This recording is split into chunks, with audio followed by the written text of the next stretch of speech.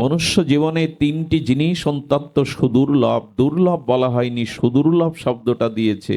এক, মনুষ্য জন্ম প্রাপ্ত হওয়া, আর মনুষ্য জন্ম প্রাপ্ত হয়ে বিবেকের দ্বারা মুক্তির আকাঙ্ক্ষায় জন্ম মৃত্যু জরা ব্যাধি থেকে কাল কবলিত হতে চিরদিনের মতো মুক্ত হওয়া, ভগবান রাজ্যে ফিরে যাওয়া, একে বলে মনুষ্যত্ব, মুমুক্ষত্ব আর মহাপুরুষ সংশ্রয়। এই তিনটি হলো মনুষ্য জীবনের সব থেকে বড় দুর্লভ। কি কি বললাম? দুঃখটা কেন আসে, দুঃখের উৎপত্তি কোথা হতে, এবং দুঃখ কেন জীব ভোগ করবে? অমৃতস্য পুত্র, যিনি অমৃতের পুত্র, আনন্দ হতে জাত, তিনি কেন দুঃখ ভোগ করবেন? এই প্রশ্নের উত্তর আজ আমরা ভাগবতে কিঞ্চিৎ আস্বাদন করব।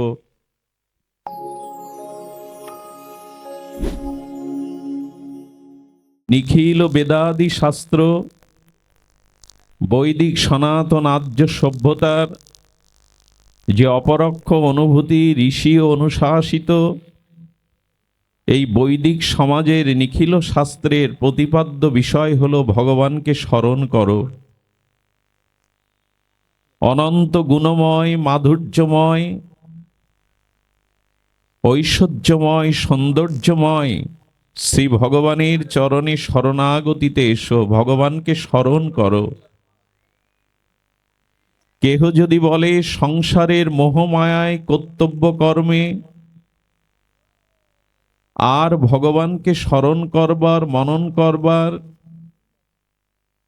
যত উপযুক্ত সময় অবসর আমাদের নাই, যদি কেহ এই প্রশ্ন তোলেন, এই জন্ম মৃত্যু জরা ব্যাধি কর্তব্যময় সাংসারিক জীবনে ভগবানকে স্মরণ করার, ভগবানের চরণে সমর্পিত হবার অবসর কোথায়?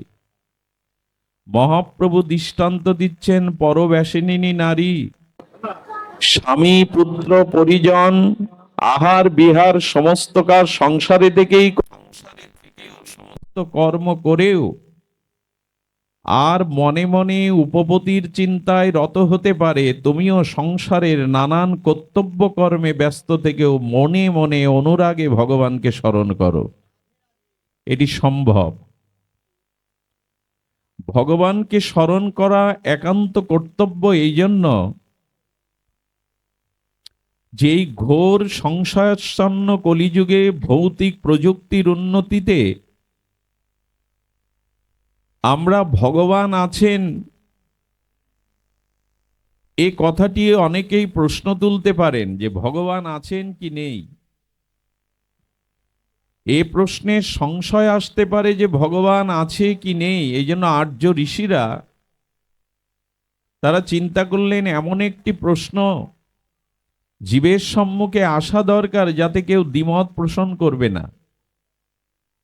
সমস্ত সম্প্রদায়, সমস্ত মতপথ, নিখিল মানব সমাজের সামনে একটি প্রশ্ন উত্থাপন করলেন আর্য ঋষিরা, যাতে দ্বিমত কেহ করবার নাই।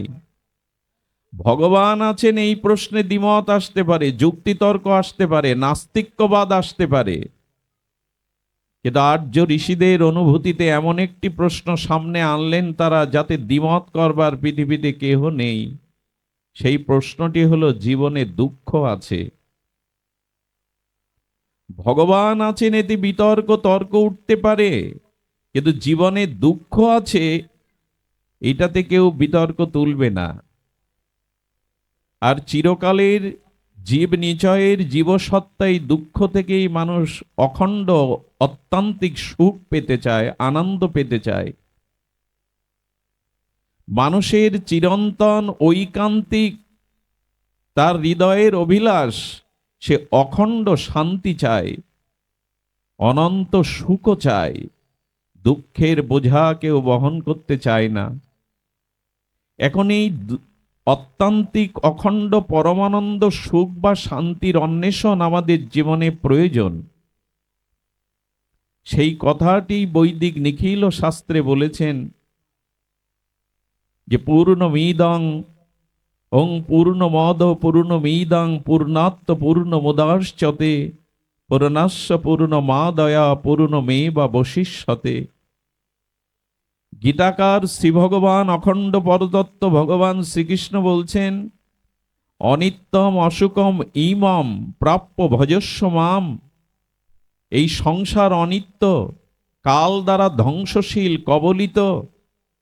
এই সংসার দুঃখালয়, দুঃখের আলয়। এই জন্য তুমি আমার ভজন করো, একমাত্র ভজনেই পরমানন্দ আছে। ভগবৎ চরণে আত্মসমর্পণের মাধ্যমে ভগবৎ স্মৃতি, ফল্গু ধারার নাই চিত্তে যদি ভগবৎ স্মৃতি নাম রূপ লীলা প্রবাহ হয়, তখনই মানুষ অখণ্ড শান্তি পেতে পারে।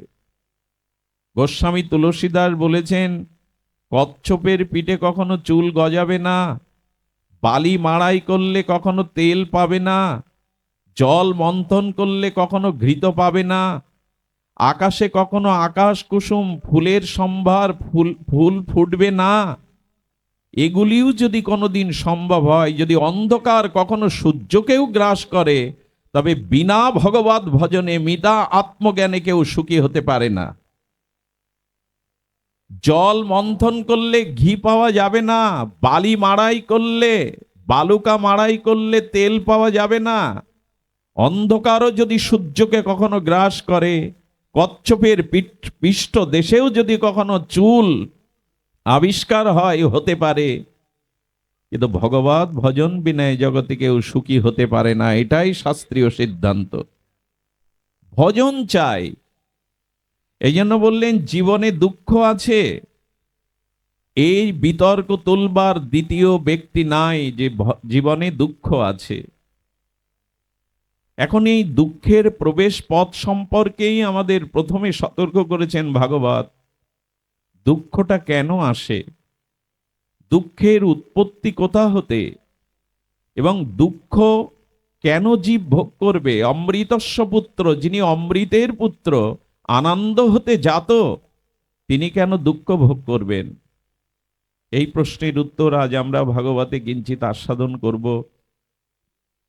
যে অমৃতের পুত্র হয়েও আর চির সচ্চিদানন্দ ভগবানের অংশ হয়েও আমরা কেন এই দুঃখ ত্রিতাপদগ্ধিত যন্ত্রণা ভোগ করব?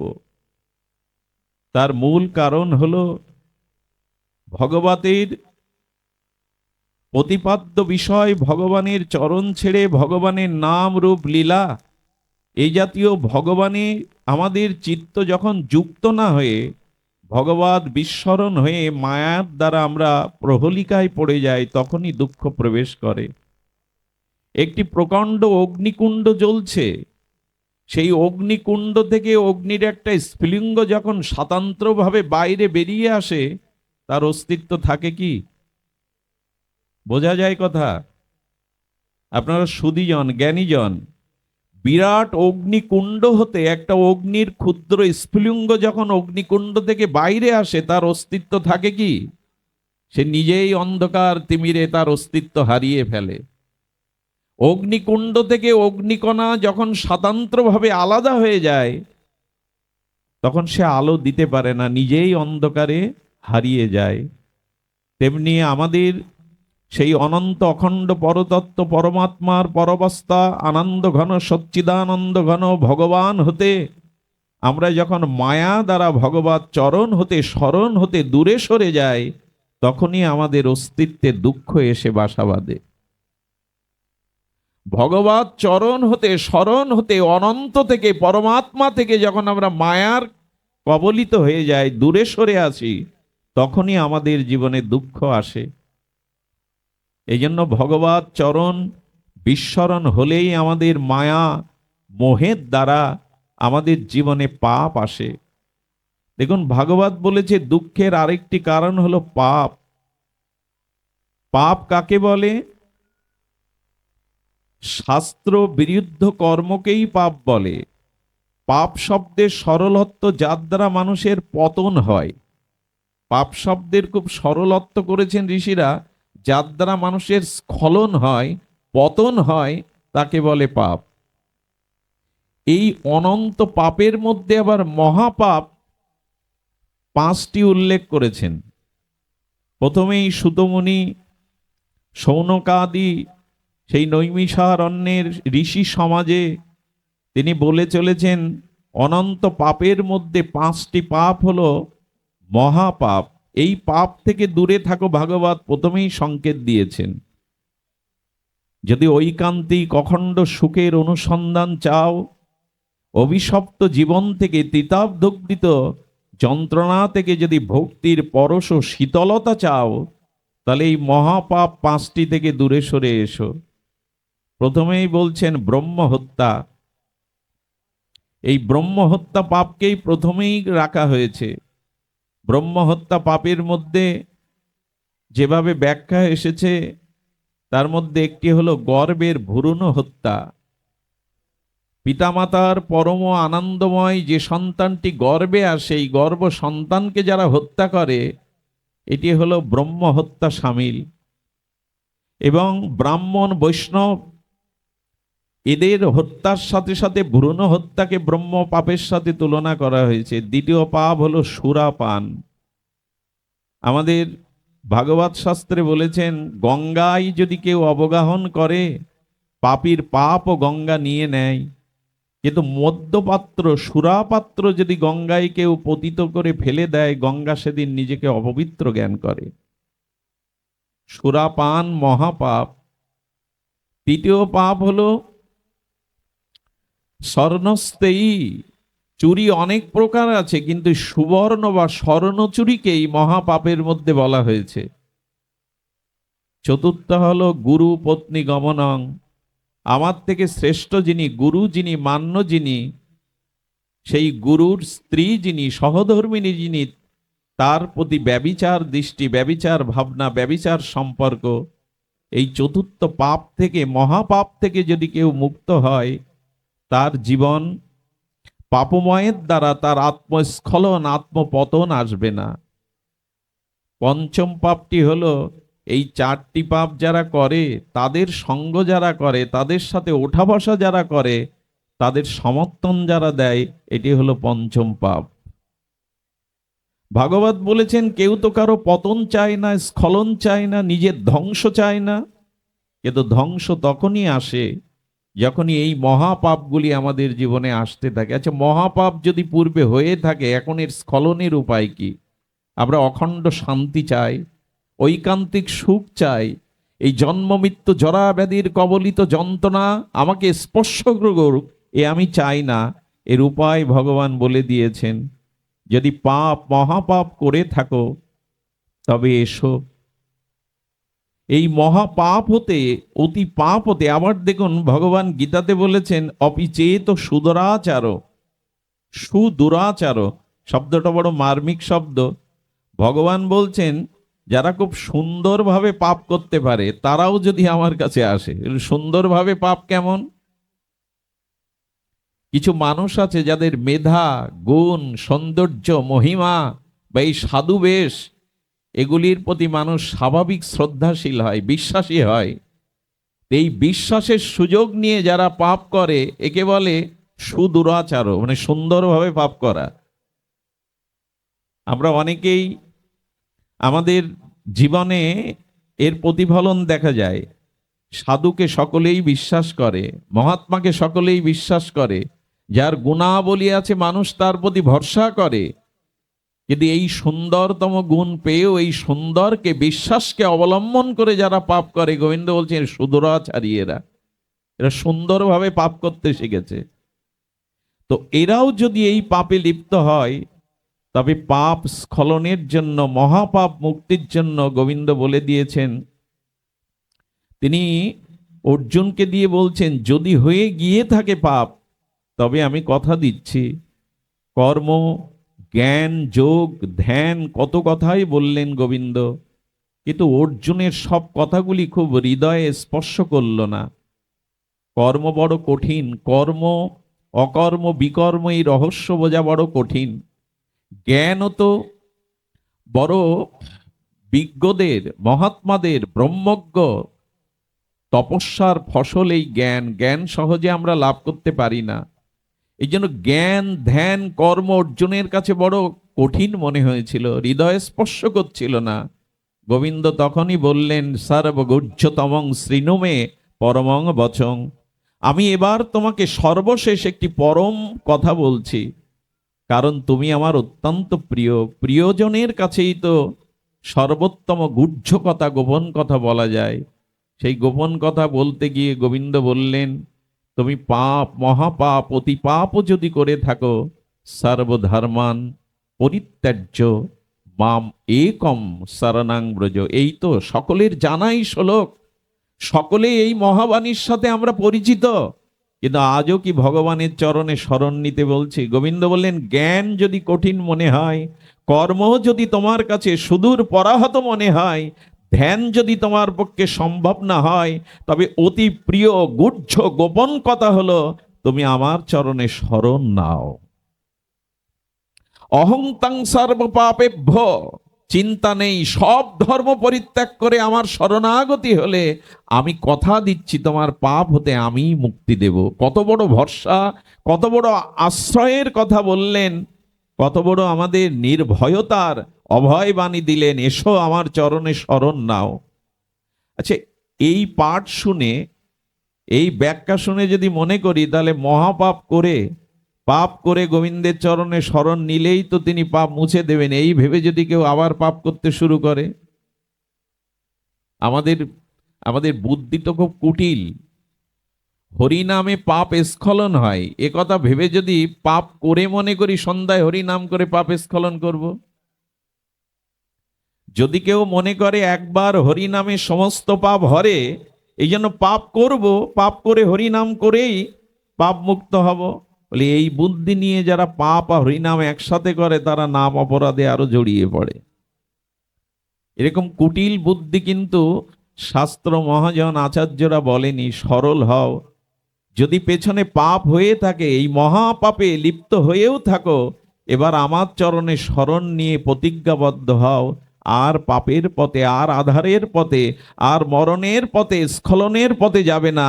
আজকে যদি আমাকে শরণ নিয়ে এই প্রতিজ্ঞা এখানে করতে পারো, আমি তোমার ভার নিয়ে নেব, তোমাকে মুক্ত করব, আমি তোমাকে চরণে প্রেম ভক্তি দিয়ে ধন্য করব। আজ যদি প্রতিজ্ঞাটা সঠিকভাবে করতে পারি, দুর্ভাগ্য আমাদের। এই জন্য শাস্ত্র বলেছেন, সাধু সঙ্গ কেন করতে হবে, মহৎ সঙ্গে কেন আসতে হবে। ইতিপূর্বে আমাদের কত শত সহস্র কোটিবার এই জন্ম মৃত্যু চক্রে পরিভ্রমণ হয়ে গেছে আমরা জানি না। কত জীব নিছয়ে পুনঃ পুনঃ বিভিন্ন শরীরে এই জগতে বহুবার এসেছি। বহু কোটি জন্ম জন্মান্তরের পরিভ্রমণ করতে করতে ভগবানের অশেষ বিশেষ কৃপায় মানুষ মনুষ্য জন্ম পায়। আবার এই মনুষ্য জন্ম পেয়ে সহস্র জন্ম উৎকর্ষতায় মানুষ শুদ্ধ ভগবৎ ভজনে ব্রতী হয়, সিদ্ধান্ত নেয় যে আমাকে ভক্ত হতে হবে। এক জন্মের স্বীকৃতিতে ভগবৎ চরণ আশ্রয় কারো হয় না। বৈষ্ণবত্ব, সাধুত্ব, আধ্যাত্মিকতার রাজ্যে এক জন্মের স্বীকৃতিতে হয় না, বহু সহস্র জন্ম স্বীকৃতি অর্জন হলে তবে মানুষ আধ্যাত্মিক পথে আসে, ভজনের পথে আসে। যারা এখানে এসছেন তারা কেউ সাধারণ নন। বহু জন্ম যাদের স্বীকৃতি একত্রিত হয় পুণ্যফল, তারাই কেবল সাধু সঙ্গে হরি কথায় তাদের ভিতরে রুচি আসে, সকলের আসে না। মনুষ্যনাং সহস্রেষু কষ্টিত যততি সিদ্ধ হয়ে, হাজার হাজার মানুষের মধ্যে দু একজনের সৌভাগ্য হয় সাধু সঙ্গ হরি কথাতে, সকলের হয় না। যারা এসেছেন তারা সৌভাগ্যবান, কারণ সহস্র মনুষ্য জন্ম অতীত হওয়ার পরে সদ্গুরুর কৃপায়, ভগবানের কৃপায় বহু পুণ্য সঞ্চিত হলে তবে সাধু সঙ্গ হরিকথাতে জীবের রুচিবোধ আসে। এখানে কত মান্যজন, গণ্যজন, শিক্ষিত জন রয়েছেন, তারা ধুলাতে বসে কত কষ্ট করে এই শীতার্ত রজনীতে ধুলার পরে দাঁড়িয়ে ঘন্টার পর ঘন্টা, এ কি সহজে হয় গো? পৃথিবীর সব থেকে কঠিন কাজে আপনারা এখন ব্রতী। কেউ যদি প্রশ্ন করে পৃথিবীর সব থেকে কঠিন কাজ কোনটি, ধ্যান তপস্যা এগুলি নয়। পৃথিবীর সব থেকে কঠিন কাজ হলো একটি মানুষ কথা বলবে, আরেকটি মানুষ ক্ষুধা, তৃষ্ণা, বিনোদন, শারীরিক আমোদ প্রমোদ ছেড়ে ঘন্টার পর ঘন্টা নীরবে একজনের কথা বসে শুনবে, এর থেকে কঠিন কাজ পৃথিবীতে নাই। একমাত্র ভাগবতে ছাড়া অন্য কোনো সময় আপনি এটা পারবেন না।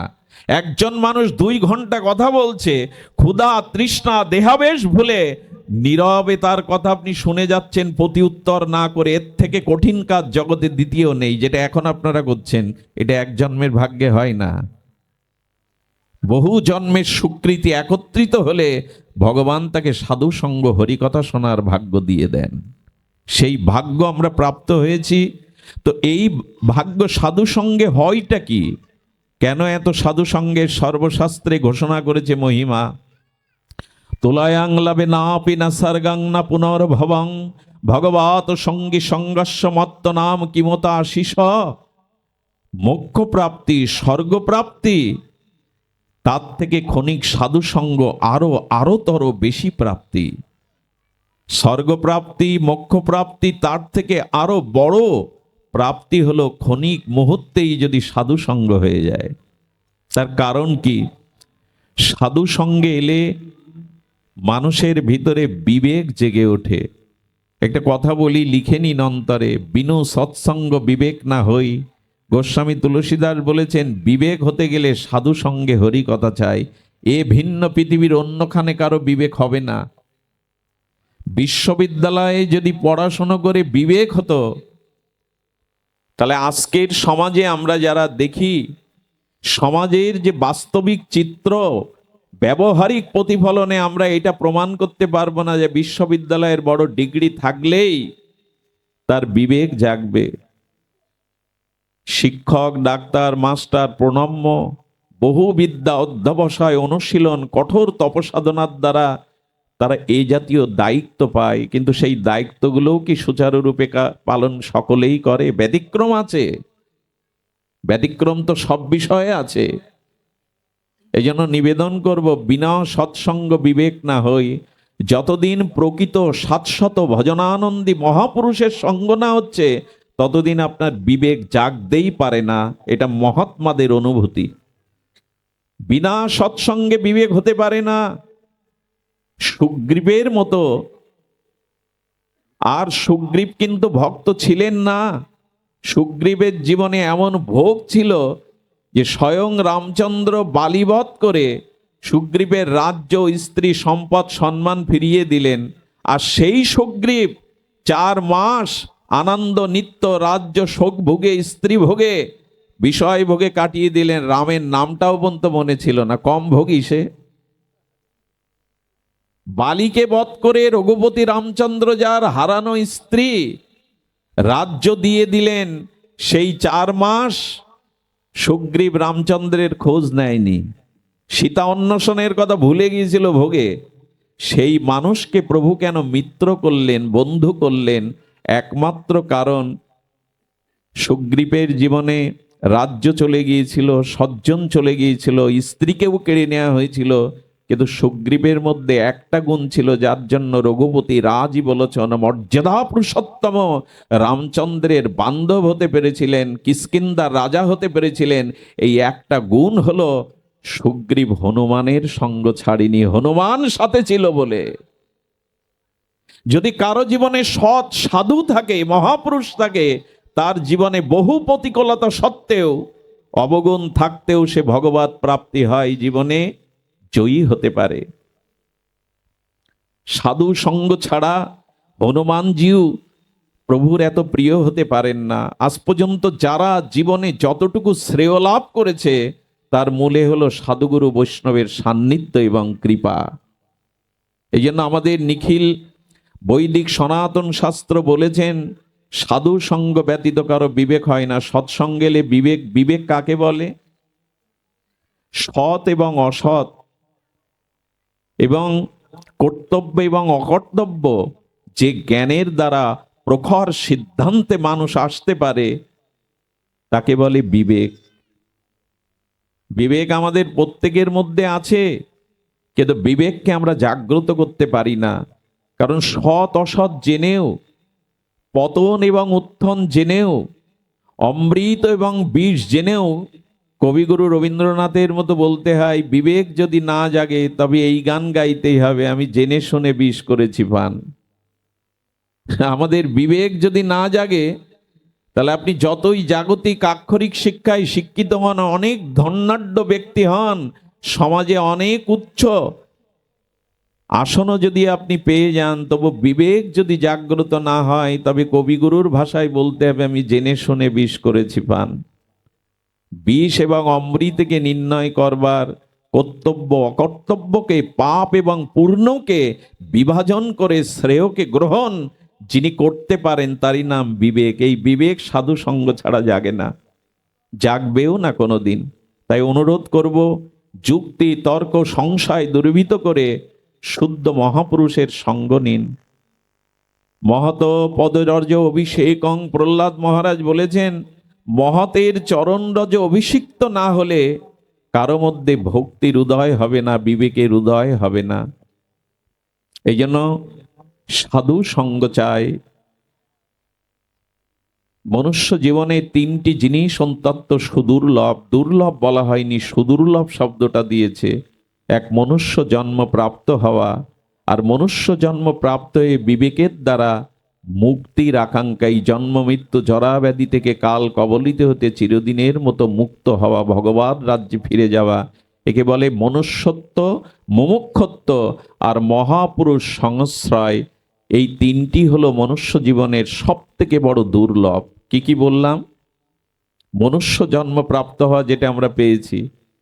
দ্বিতীয় হলো মুমুক্ষতা, অর্থাৎ মানুষের এই জন্ম মৃত্যু মোহ থেকে মুক্তির যে পিপাসা, মুক্তির যে উৎকণ্ঠা, এটি জাগা।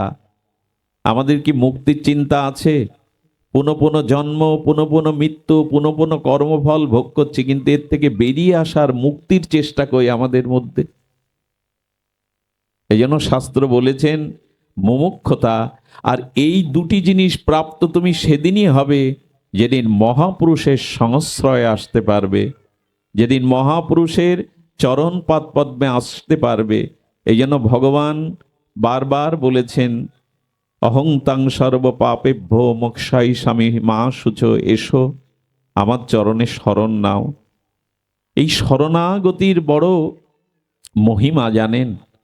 ভগবান বললেন শরণাগতির বড় মহিমা। পুতনা যখন কৃষ্ণকে কোলে তুলে নিলেন, ধ্যান দিয়ে শুনুন কথাটি, আমরা একটা নূতন তত্ত্ব পেয়ে যাব। পুতনাকে যখন গোবিন্দকে কোলে তুলে নিলেন, আপনারা জানেন ভাগবতে মহতের শ্রীমুখে আপনারা প্রবচনে শুনেছেন, পুতনাকে দেখার সাথে সাথে গোবিন্দ চোখ মুদ্রিত করেছিলেন। পুতনা মানে পবিত্র না, হৃদয়ে তার পাপের বিষ, বুকে তার কালকুট বিষ, এসেছে নকল রূপে মাতৃবেশে, উদ্দেশ্য তার জিঘাংসা, গোবিন্দকে হত্যা করা। এত বাল ঘাতিনী, এত শিশু হত্যা ঘাতিনী, এত রুধিরসনা, এত রক্তপান করেছে শিশুর রক্ত। গোবিন্দ তাকে দেখে চোখ বন্ধ করে কি বোঝাচ্ছেন জানেন? বহু অর্থের মধ্যে, বহু ব্যাখ্যার মধ্যে আচার্যরা এই ব্যাখ্যাটিও নিয়েছেন। গোবিন্দ বলছেন, আমার কাছে যে একবার আসে, আমাকে যে একবার বুকে করে নেয়, আমি চোখ বন্ধ করি কেন জানো? তার অতীত পাপটা দেখি না। যদি দেখি তাহলে কৃপা করতে পারবো না। যদি তার পাপ দেখি তবে আমি তাকে কৃপা করতে পারবো না। এই জন্য ভগবানের চরণে আসুন। একটি মার্মিক কথা বলি, আমার স্ত্রী, আমার পুত্র, আমার পরিজন এবং আপনারা যদি আমার ভেতরের অন্তরালের গোপনীয় পাপ কর্মগুলো জেনে যেতেন, আমাকে এই আসনে বসাতেন না। আপনার পাপ যদি আপনার অন্তর্নিহিত, অর্থাৎ আপনার অন্তরালে যে পাপ আছে আপনার জীবনে, যদি আপনার স্ত্রীও জেনে যায়, পুত্র পিতামাতা জেনে যায়, আপনাকে আগের মতো শ্রদ্ধা করতে পারবে না ওরা। কিন্তু মন্দিরে গিয়ে ভগবানের সামনে সেই পাপটা ভগবানকে জানায় কেন মানুষ? ওইখানে গোপন করে কি? ওখানে লজ্জিত হয় কি? কারণ জানে আমি তো তোমারই, পাপ জেনেও তুমি তোমার চরণ থেকে আমায় সরাবে না, এই বিশ্বাস আমার আছে। আমি যত পাপী হই, তুমি দয়ালু, ভক্তবৎসল, তুমি কৃপানিধি, করুণানিধি। আমি তোমার চরণে আসলে তুমি ফিরাবে না। এই জন্য ভগবানের কাছে যারা যায়, ভগবান তাদের অতীত জীবন ব্যাখ্যা করেন না। চোখ বন্ধ করে বললেন, পুতনা, তোমার পাপ যদি আমি দেখি, আমি তোমাকে কৃপা করতে পারবো না। একটু ভালোবেসে কোলে তুলে নিয়েছো, এই জন্য আমি তোমার সমস্ত পাপ নিয়ে তোমাকে ধাত্রীগতি দিয়ে দিলাম, যাও। আমার মা দেবকী যশোদা যে ধাত্রীগতি পেত, আমি তোমাকে দিয়ে দিলাম। কবা দয়ালু শরণং ব্রজ। ভাগবত বলছেন এমন দয়ালু কে আছে যাকে একটু কোলে তুলে নিয়ে একটু তার দিকে তাকালেই যিনি মাতৃগতি দিয়ে দেন, পুতনার মতো পাপীও শিখে, তার কাছে আসবো না আমরা? তার চরণে শরণ নেব না? গোবিন্দ বলছে শরণ নাও। যদি শরণ নিতে পারো আর দায়িত্ব তোমার নাই। বহুল প্রচলিত, বহুল ব্যাখ্যাত এই কথা বারবার, শতবার, লক্ষবার বলা হয়েছে। जो जाको शरण लिए सो राखो ताको लाज, উল্টা জলে মসলি চলে বহি যায় গজরাজ। তুলসীদাস গোস্বামী বলছেন এই দেখো শরণাগতির মহিমা। আর কোনো গুণ, যোগ্যতা, ভজন, সাধন, প্রজ্ঞা, জ্ঞান, ধ্যান, তপস্যা, তীর্থ পর্যটন যদি কোনো কিছুর সামর্থ্য না থাকে, তুমি সহজ সরল আমার চরণে সমর্পণ করো। আর যদি আশ্রয় সমর্পণ নিতে পারো, কি হবে জানেন? আপনারা লক্ষ্য করেছেন প্রবল খরস্রোতা নদীর স্রোতে সেই পাহাড়ি পার্বত্য সংকুল নদীতে যখন হাতি ভেসে যায়, হাতি এপার থেকে ওপারে যাওয়ার চেষ্টা করে, এই বন থেকে বনান্তরে যেতে চেষ্টা করে, পাহাড়ি নদীর প্রবল স্রোতে হাতি বাধাগ্রস্ত হয়, হাতি অনেক সময় উঠতে পারে না। কিন্তু হাতি তাকিয়ে তাকিয়ে তার ছোট্ট চোখে দেখছে যে ছোট ছোট মাছগুলো দল বেঁধে রাগ রাগিনী গাইতে গাইতে সাঁতার কাটতে কাটতে জলের বিপরীতে যাচ্ছে। এইটি সম্ভব কি করে? একই নদীর একই স্রোতবাহিতে হাতি ভেসে যাচ্ছে আর ছোট ছোট মাছগুলো জল বেঁধে স্রোতের বিপরীতে সাঁতার কাটছে। এর ব্যাখ্যা কি? এর ব্যাখ্যা তুলসীদাস দিয়েছেন।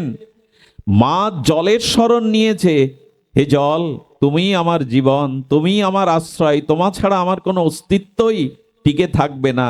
তাই জল বলছে যেহেতু মাছের আশ্রয় আমি, তাই আমি মাছকে আমার কোলে আমার বুকে টেনে নিচ্ছে। কিন্তু হাতি তো আমার আশ্রয় নেয়নি, হাতি তো তার শক্তি প্রয়োগ করছে জলের উপরে, এই জন্য হাতিকে ভাসালেও মাছগুলিকে বুকে টেনে নেন। এর থেকে বড় উদাহরণ জগতে আর কি থাকতে পারে?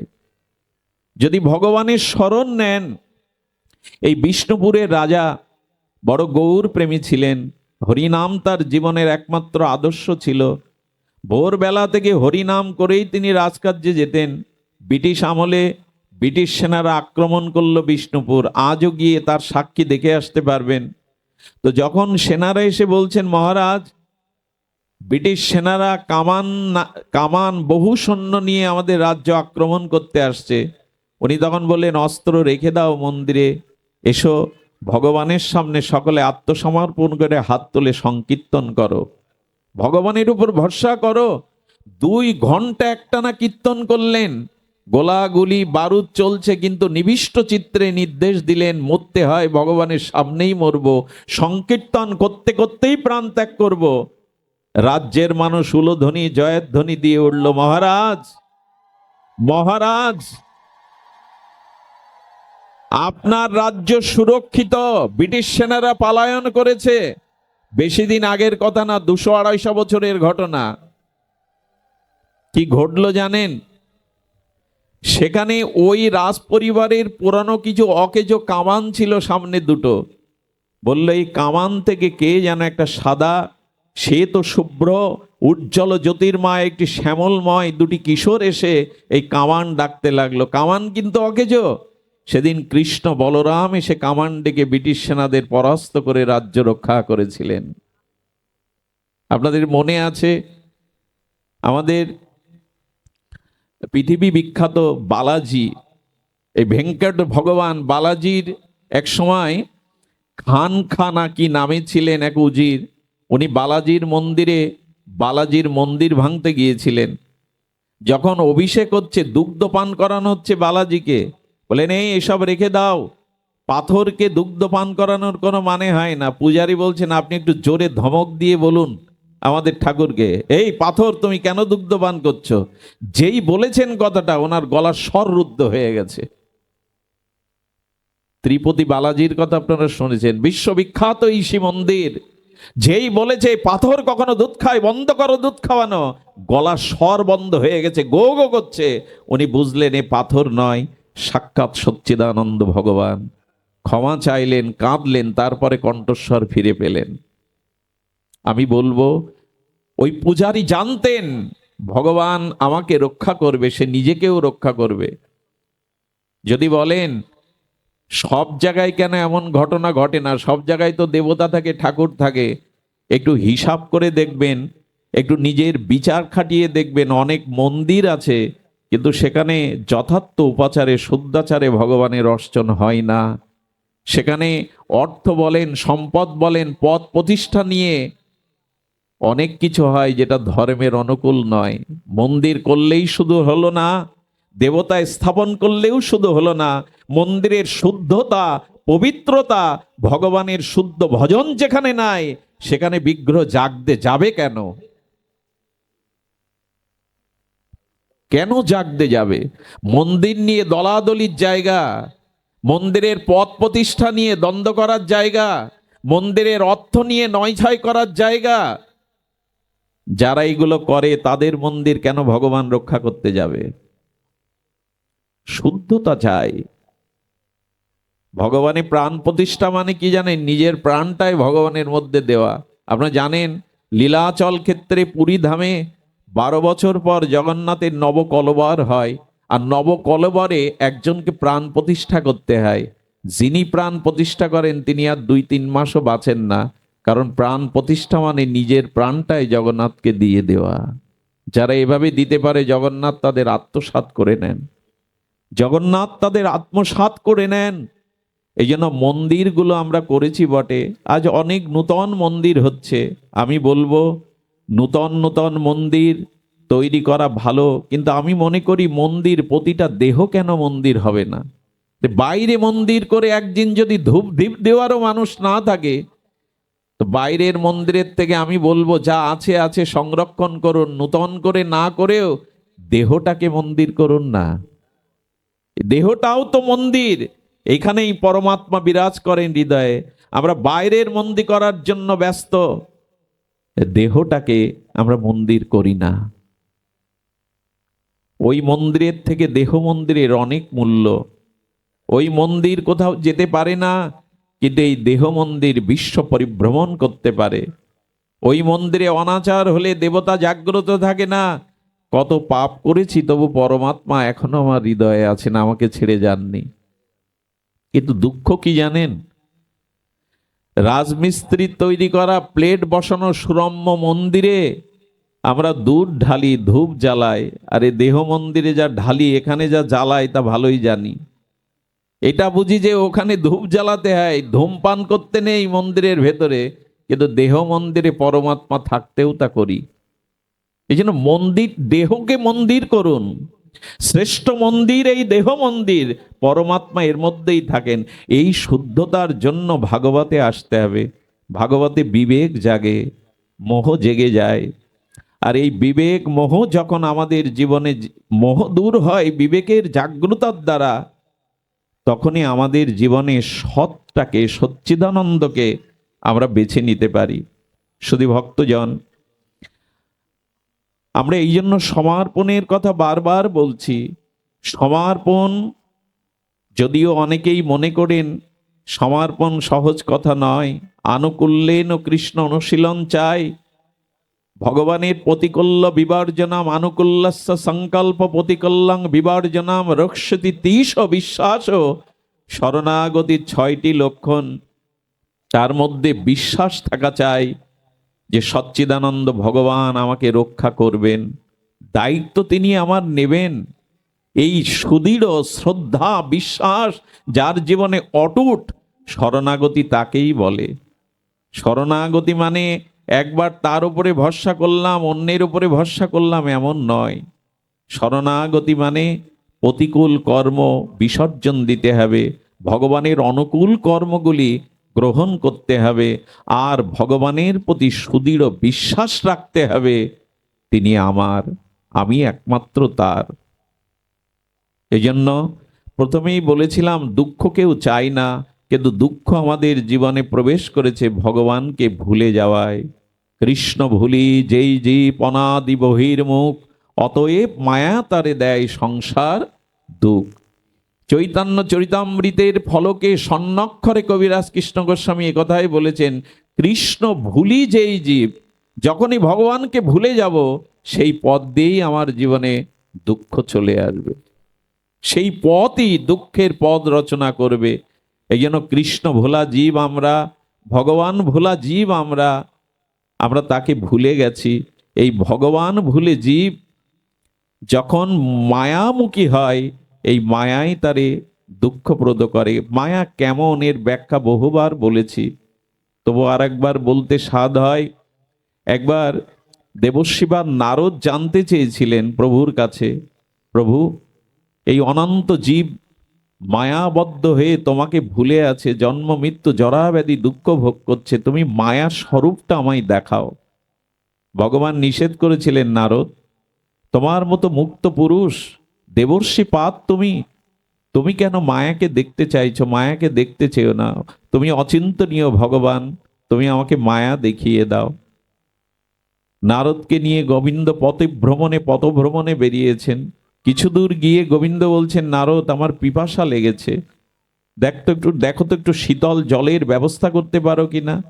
গোবিন্দ ভক্তের মনোবাঞ্ছা পূরণের জন্য তাকে মায়া দেখাচ্ছেন। আপনারাও দেখুন অন্তর্দৃষ্টি দিয়ে।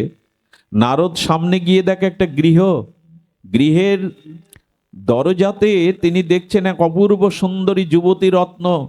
সেই যুবতী রত্নের মুখের দিকে তাকিয়ে নারদ ভুলে গেলেন কৃষ্ণের পিপাসার কথা, তার জল আনায়নের জন্য এখানে আসা। সুন্দরী যুবতীর রূপে মোহগ্রস্ত হয়ে তার পিতার কাছে বিবাহের প্রস্তাব দিলেন।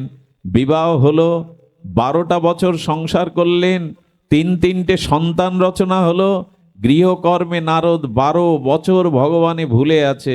12 বছর পর গোবিন্দের ইচ্ছায় আবার ঝঞ্ঝাবাদ উঠল, ঝড় উঠল, বৃষ্টি প্লাবিত বন্যা এলো। প্রথমে ঘর ভেসে গেল ঝড়ে, বন্যায় তার কাছ থেকে পুত্রদের শ্রেণী এনে গেল জলের প্রবল স্রোত, স্ত্রীও ভেসে গেল।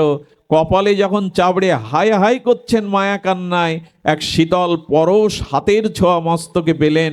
পেছনে তাকিয়ে দেখে গোবিন্দ দাঁড়িয়ে। কোথায় নারদ আমার জল? আমি তো 10 মিনিট আগে তোমায় পাঠালাম জল আনার জন্য, কোথায় পিপাসার জল? গোবিন্দ 12 বছর সংসার করলাম, তিনটে বাচ্চা কাচ্চা হলো, সব ভেঙে চলে গেল, তুমি বলছো 10 মিনিট? বলে মায়া দেখতে চেয়েছিলে, এটাই হলো মায়া। আমরাও ভুলে আছি।